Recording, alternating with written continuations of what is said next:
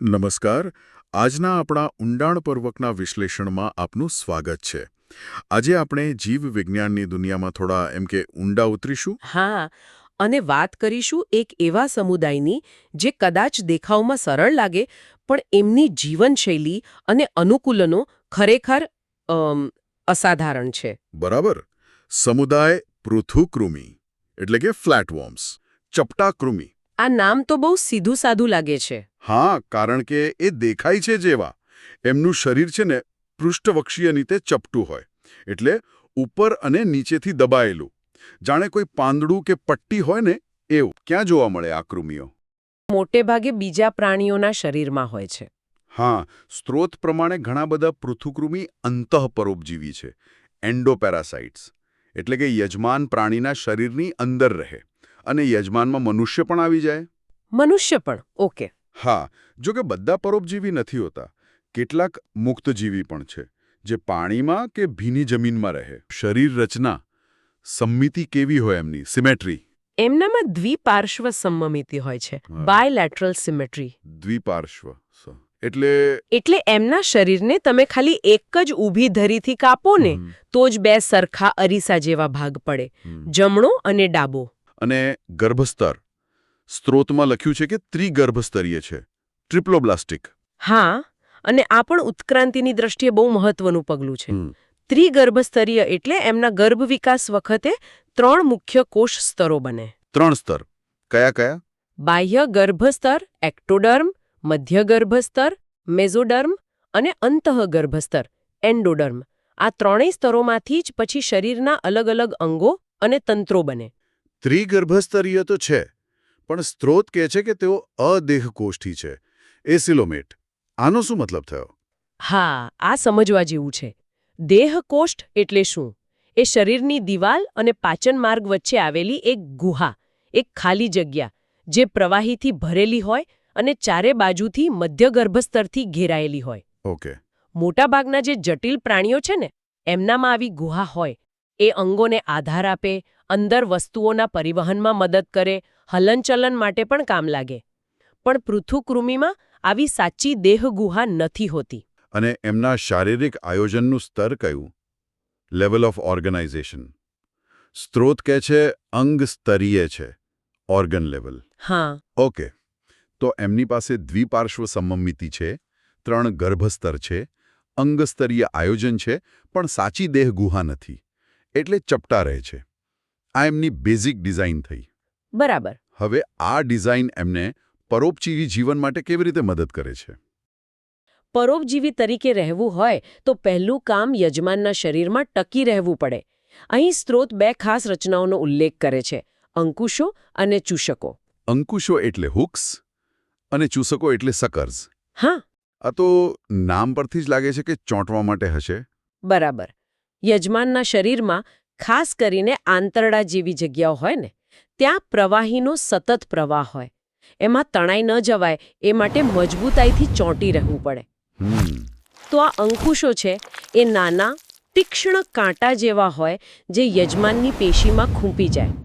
અને ચૂસકો છે એ સ્નાયુની બનેલી રચનાઓ છે જે સપાટી પર વળગી રહેવા માટે સક્ષમ પેદા કરે, એટલે એ ત્યાં સ્થિર રહી શકે. અચ્છા. અને ચોંટી ગયા પછી ખાવાનું શું? પોષણ?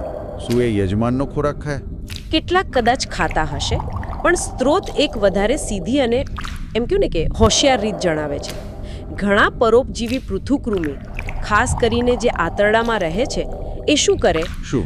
યજમાને જે ખોરાક પચાવ્યો હોય ને, એ તૈયાર પોષક દ્રવ્યોનું સીધું પોતાની શરીર સપાટીથી શોષણ કરી લે. શું વાત કરો છો? સીધું શોષણ? એટલે એમને પોતાનું પાચનતંત્ર પણ ના જોઈએ? ઘણા કિસ્સાઓમાં, ખાસ કરીને જે પટ્ટીકૃમિ છે, ટેપવોર્મ્સ, એમનામાં પાચનતંત્ર કાં તો બહુ જ સાદું હોય અથવા તો હોય જ નહીં. ખરેખર? હા, કારણ કે રહેતા જ એવી જગ્યાએ છે, યજમાનના આંતરડામાં. પાણી અને ક્ષારનું બેલેન્સ રાખવું એટલે કે આશ્રુતિ નિયમન, અને કચરો બહાર કાઢવો, ઉત્સર્જન, એ કેવી રીતે થાય? સ્ત્રોતમાં જ્યોતકોષોનો ઉલ્લેખ છે, ફ્લેમ સેલ્સ. હા, જ્યોતકોષો. આ નામ કેમ પડ્યું હશે? જ્યોત જેવું શું હોય એમાં? જ્યોતકોષો છે ને, એ પૃથુકૃમિના આદિ પ્રકારના ઉત્સર્જન તંત્રનો મુખ્ય ભાગ છે. આ કોષો બહુ ખાસ છે. એમની અંદર છે ને કશાઓનો એટલે કે સિલિયાનો એક ગુચ્છો હોય. ઓકે. આ કશાઓનું હલનચલન શું કરે? આજુબાજુ જે પેશીમાં પ્રવાહી હોય એને ખેંચીને ઉત્સર્જન નલિકાઓના એક નેટવર્કમાં ધકેલે છે અને ત્યાંથી પછી વધારાનું પાણી અને નાઇટ્રોજનવાળો કચરો શરીરની બહાર નીકળી જાય. એટલે એ આશ્રુતિ નિયમન અને ઉત્સર્જન બંને કામ કરે છે. વાહ. હવે વાત કરીએ પ્રજનનની. સ્ત્રોત તો કહે છે કે લિંગભેદ નથી જોવા મળતો. હા, એ સાચું છે. મોટાભાગના પૃથુકૃમિ ઉભયલિંગી હોય છે, હર્મેફ્રોડાઇટ. ઉભયલિંગી એટલે એક જ પ્રાણીના શરીરમાં નર અને માદા બંનેના પ્રજનન અંગો આવેલા હોય. પટ્ટીકૃમિ એટલે કે ટીનિયાનું ઉદાહરણ આપ્યું છે, એ ઉભયલિંગી છે અને સ્વફલન પણ કરી શકે છે. અને ફલન ક્યાં થાય? શરીરની અંદર કે બહાર? ફલન શરીરની અંદર થાય, અંતઃફલન. સ્ત્રોત કહે છે કે વિકાસ સામાન્ય રીતે પરોક્ષ હોય છે, ઇનડાયરેક્ટ ડેવલપમેન્ટ. પરોક્ષ વિકાસ એટલે ઈંડામાંથી સીધો પુખ્ત પ્રાણી જેવો દેખાતો નાનો કૃમિ નથી બનતો. એના બદલે એમના જીવનચક્રમાં એક કે એકથી વધુ ડિંભીય અવસ્થાઓ આવે છે, લાર્વલ સ્ટેજીસ. લાર્વા. સ્ત્રોતમાં એક એવી ક્ષમતાનો ઉલ્લેખ છે જે ખરેખર અકલ્પનીય જેવી લાગે છે. પુનઃસર્જન, રીજનરેશન. હા, આ ખરેખર પૃથુકૃમિની અને ખાસ કરીને એમાંનો એક મુક્તજીવી સભ્ય છે પ્લેનેરિયા, એની સૌથી પ્રખ્યાત અને સૌથી વધુ અભ્યાસ પામેલી લાક્ષણિકતા છે. પુનઃસર્જન એટલે શરીરનો કોઈ ભાગ ગુમાવી દીધો હોય તો એને ફરીથી ઉગાડી લેવાની ક્ષમતા. ઓકે.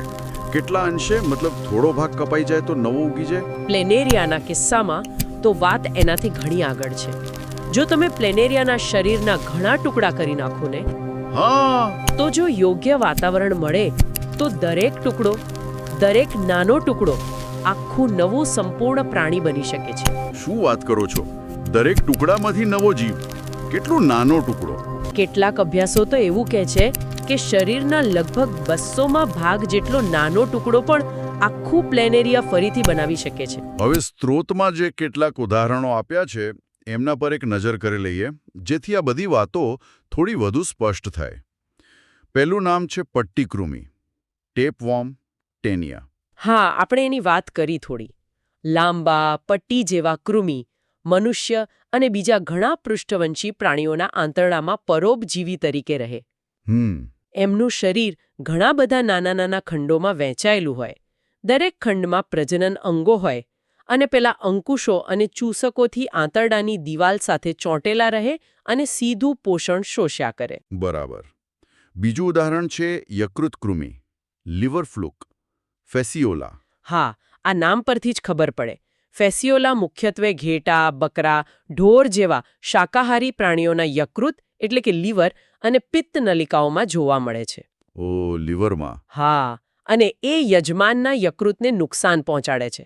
એનું જીવનચક્ર પણ જટિલ હોય છે, જેમાં ગોકળગાય મધ્યસ્થી યજમાન તરીકે ભાગ ભજવે છે. અચ્છા. અને ત્રીજું ઉદાહરણ જેની આપણે હમણાં જ આટલી બધી વાત કરી, પ્લેનેરિયા. હા, પ્લેનેરિયા, જે એની અદ્ભુત પુનઃસર્જન ક્ષમતા માટે પ્રખ્યાત છે. એ પરોપજીવી નથી, એ મુક્તજીવી છે. હા, એ તમે કહ્યું. સામાન્ય રીતે ચોખ્ખા પાણીના ઝરણા કે તળાવમાં પથ્થરોની નીચે જોવા મળે અને એની પુનઃસર્જન શક્તિ જ એને જીવવિજ્ઞાનના સંશોધનમાં આટલું મહત્વ અપાવે છે.